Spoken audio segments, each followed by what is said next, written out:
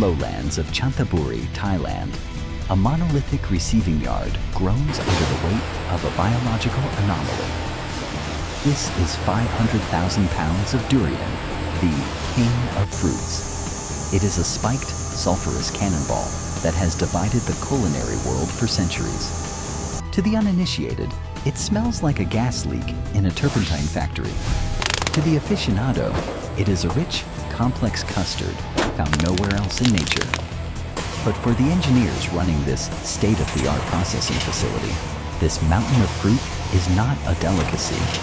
It is a logistical nightmare equivalent to 5 Boeing 737s made of organic armor.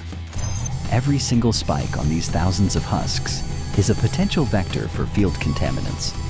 The shell itself is as hard as seasoned oak, but the real danger lies inside. The moment the golden flesh is exposed to the atmosphere, a violent oxidation clock begins ticking. If the processing team cannot transform this raw, volatile harvest into a stable, emulsified custard in under 45 minutes, a chemical reaction will turn the vibrant yellow flesh into a gray, rancid sludge. The fats will separate, the flavor profile will collapse, and $500,000 of inventory will be flushed into the biomass incinerator. How do you industrialize a fruit that fights back? How do you cook a delicate custard that cannot be touched by human hands, direct fire, or even oxygen? The answer lies behind the airlocks of a facility that operates more like a particle accelerator than a kitchen. This is the story of high-pressure hydraulics, centrifugal violence, and the hypnotic physics of vacuum emulsification. The process begins at the intake perimeter, where the fruit arrives, still wild, covered in the microscopic debris of the orchard floor. Before any processing can occur, the payload must cross the threshold from the biological chaos of the field to the surgical sterility of the processing floor. The enemy here is Phytophthora, a fungal pathogen that thrives in the deep crevices between the durian spikes. If a single spore survives the intake process, it can colonize the sterile custard downstream, ruining a production run of 50,000 units. To neutralize this threat, the facility employs a weaponized wash system known as the ozone gauntlet. As the fruit rides the conveyor belt into the washing tunnel, it is assaulted by a customized hydropressure decontamination array. This is not a simple rinse. 12 nozzles, angled at 45 degrees, blast water at 1,000 psi directly into the valleys between the spikes. The kinetic energy of the water acts like a liquid sandblaster, physically dislodging hardened mud and organic matter that no brush could reach. But physical force isn't enough. The water itself is supercharged with ozone, O3. Inside the facility's water treatment plant, oxygen molecules are split by high-voltage electrical discharges, recombining into ozone gas, which is then dissolved into the wash water. Ozone is one of the most powerful oxidizers known to science, 3,000 times more effective than chlorine. When the ozone-rich water hits the durian shell, it attacks the cell walls of bacteria and mold instantly, rupturing them on contact. It is a chemical car wash for the world's spikiest biological vehicle. Technicians in the control room monitor the oxidation reduction potential sensors, looking for a reading above 800 millivolts. Anything less, and the system automatically halts the conveyor. There is no margin for error. As the fruit exits the tunnel, it is no longer just a fruit. It is a sanitized unit of raw material, ready for the violence of the extraction floor. In traditional processing, opening a durian is a dangerous, labor-intensive wrestling match involving a machete and brute strength. A skilled laborer might open 3 fruits a minute, but fatigue sets in quickly, leading to repetitive strain injuries and a high risk of contamination from worker gloves. To process 500,000 pounds in a single shift, manual labor is mathematically impossible. The solution is the Durian splitter, a modified hydraulic fractionation system adapted from the mining and lumber industries. The machine's design is deceptively simple but mechanically brilliant. ignoring the spikes entirely to exploit the fruit's natural geometry. A laser sensor scans the fruit as it settles into a conical, spiked cup that anchors the shell in place. The sensor identifies the styler end, the point at the bottom of the fruit where the 5 internal sutures converge. This is the thermal exhaust port of the Durian, its structural Achilles heel. Once targeted, a V-shaped stainless steel wedge descends. Powered by a hydraulic ram delivering 2,500 psi of vertical force, the wedge doesn't cut the fruit. It forces it apart. The physics here are similar to a log splitter. The wedge drives into the center point, converting downward pressure into lateral expansion. The sound is a dry, hollow snap that echoes through the hull as the thick, calcified husk fractures perfectly along its natural seams, blooming open like a flower. This method is critical because it leaves the internal seeds and flesh, the arils, completely untouched. A blade would slice the seeds, releasing bitter tannins into the mix, but the hydraulic breach ensures only the shell is compromised. Technicians flanking the line act as quality assurance specialists, their job strictly visual as the machine ejects the open husks. If the hydraulic ram misaligns, it can shatter the shell, sending splinters into the custard. But with the laser guidance system, accuracy holds at 99.8%. The open husks tumble onto a secondary belt where gravity takes over. The golden locules, heavy with sugar and fat, are loosely held in the white pith. A gentle vibration from the conveyor shakes them free, or a pneumatic puff of air dislodges them. The heavy armored husks are diverted to a waste conveyor, destined for the biomass shredder, while the prize, the raw golden arils, moves forward, exposed and vulnerable. The raw material is now a sticky, fibrous mass of flesh clinging tenaciously to hard, chestnut-sized seeds. The bond between the flesh and the seed is strong. Evolution designed it that way to survive the fall from the tree, and separation by knife wastes 20% of the yield. To solve this, the facility unleashes the centrifugal storm. The fruit is fed into the hopper of a high-capacity rotary drum depulper, essentially a tornado inside a stainless steel cage. The heart of the beast is a central shaft fitted with angled paddle beaters, spinning at a terrifying 1,200 revolutions per minute. Surrounding these beaters is a stationary cylindrical seed with perforations exactly 3 millimeters, or roughly 1/8 of an inch, in diameter. As the Durian enters the chamber, the paddles grab the fruit and accelerate it instantly to the perimeter where G-force takes over. The centrifugal force slams the fruit against the mesh screen with incredible violence. The physics are brutal, but effective. The soft, ripe flesh of the Durian behaves like a liquid under this pressure, physically ripped off the seed and forced through the small holes in the screen. However, the hard seeds are too large to pass and bounce off the mesh, trapped inside the drum. The angle of the paddles drives these clean seeds toward the rear ejection port. The sound inside the drum is deafening, a deep mechanical thrum overlaid with the machine gun rattle of thousands of hard seeds hitting the steel walls. It is a kinetic separation process that strips the seed cleaner than any human hand could achieve in a fraction of a second.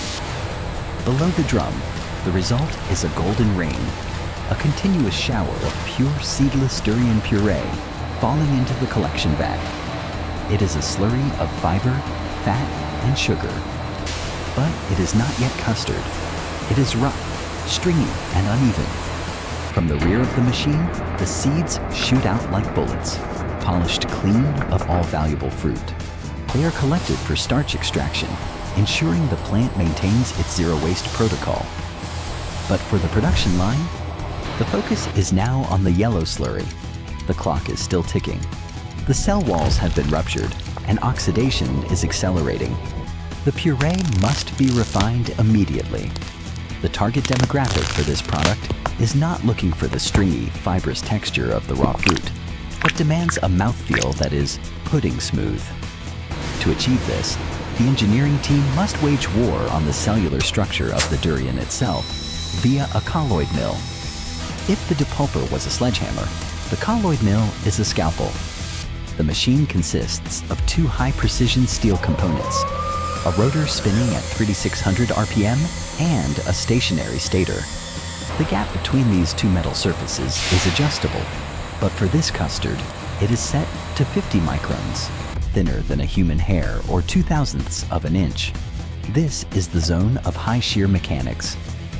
As the fibrous puree enters the gap, it is subjected to intense hydraulic shear and turbulence. The rotor isn't just grinding the fruit, it is creating a vortex that tears the fibers apart at the microscopic level. The centrifugal energy forces the product to the outer edge of the mill, where the gap is tightest. Here, the physics of liquid sandpaper come into play. The fibers are pulverized, and the fat globules, naturally large and irregular, are shattered into uniform droplets. The auditory signature of this process is a high-pitched, turbine-like whine that pierces even the industrial ear protection of the QA specialists. It is the sound of friction doing work. What enters the top of the mill is a chunky textured mash. What exits the bottom is a glossy, continuous ribbon of micronized paste that reflects the overhead LEDs like a mirror. By standardizing the particle size, the engineers have increased the surface area of the fat, which will be crucial for the next, most critical phase of production. But this violent shearing has introduced a new problem: heat. Friction generates thermal energy, and the paste exits the mill 10 degrees warmer than it entered. If it gets too hot, the volatile esters that give durian its unique aroma will evaporate. The paste is immediately routed through a jacketed cooling pipe, dropping the temperature back to a safe 50 degrees Fahrenheit before it reaches the heart of the facility. We have now reached the hero stage of the operation, as the refined paste is pumped into a massive stainless steel vessel that looks more like a bathysphere than a mixing bowl, the vacuum homogenizer. Up until this point, the product has been fighting a losing battle against the atmosphere. Every second of exposure to air allows oxygen to degrade the color and flavor. If the custard were mixed in an open tank, air bubbles would be whipped into the suspension, acting as insulators during cooking and scattering light to make the vibrant yellow product look dull and gray. To create the perfect emulsion, the engineers must remove the atmosphere entirely. The vessel is sealed, and massive industrial pumps suck the air out of the chamber, bringing the internal pressure down to 26 inches of mercury vacuum. Inside this void, the rules of cooking change. Through the reinforced glass porthole, we witness a scene that is hypnotic. 500 gallons of bright yellow custard are churning in total silence. Because there is no air to carry sound waves, the violent agitation inside the tank is mute to the outside world. Inside the tank, a complex choreography of blades is at work. A central anchor agitator rotates slowly, moving the heavy mass from the bottom to the top, while a contra-rotating scraper blade wipes the walls of the tank, ensuring no product sticks. But the real magic happens at the bottom of the tank, where a high-speed homogenizer spins at 4,000 RPM. In the vacuum, the boiling point of water drops significantly. Moisture within the fruit flashes into vapor and is extracted, condensing the flavor. More importantly, the vacuum forces the water molecules and the fat molecules to bond. Without air molecules getting in the way, the emulsion becomes incredibly tight. The custard transforms from a matte yellow to a neon electric gold, acquiring a glassy texture that is physically impossible to achieve in a home kitchen. The technician at the control panel watches the amperage draw of the mixing motor. As the emulsion tightens, the custard becomes more viscous, causing the motor to work harder. When the amperage hits a specific peak, the computer signals that the emulsion is complete. The vacuum is slowly released, replaced not by air, but by inert nitrogen gas to prevent oxidation from rushing back in. The result is a tank full of liquid gold, suspended in a state of chemical perfection. but it is still raw. To make it shelf-stable, it must face the heat. The emulsified custard is a rich bacterial medium, and to ensure it is safe for export, it must be pasteurized to 275 degrees Fahrenheit to achieve commercial sterility. This presents a massive thermodynamic challenge because durian custard has high viscosity and low thermal conductivity. If pumped through a standard heated pipe, the custard touching the hot metal wall would burn instantly, creating a layer of carbonized crud, while the custard in the center remained cold and unsterilized. The burnt toast flavor would permeate the entire batch, destroying the product. The solution is the scraped surface heat exchanger, or SSHE, the culinary windshield wiper of the food industry. The custard flows into a double-walled cylinder where the outer jacket is flooded with superheated steam. Inside the cylinder, a motorized shaft spins a set of plastic blades that press against the inner wall. As the custard hits the hot metal surface, it tries to stick and burn, but before it can scorch, the spinning blade, rotating 300 times a minute, scrapes it off. The mechanical rhythm creates a heartbeat for the sterilization line, constantly cycling the product by moving the hot custard to the center and the cool custard to the wall. This turbulence ensures that every molecule of the mixture hits 275 degrees for exactly 4 seconds. No more, no less. It is a game of thermal brinksmanship, where the margin between sterile and burnt is razor thin. Sensors at the outflow monitor the temperature to within 1/10 of a degree.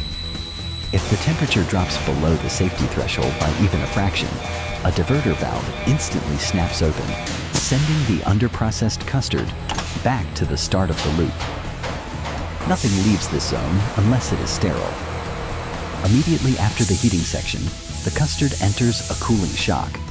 It is plunged into a chilling tube that drops the temperature from 275 degrees down to 77 degrees in under 10 seconds. This thermal shock locks in the flavor and stops the cooking process dead in its tracks. The custard is now safe, stable, and ready for the final lockdown. The air in the filling hall is pressurized and filtered to hospital standards as the finished custard. Now a cool, viscous cream flows through stainless steel manifolds toward the final barrier against the open loop.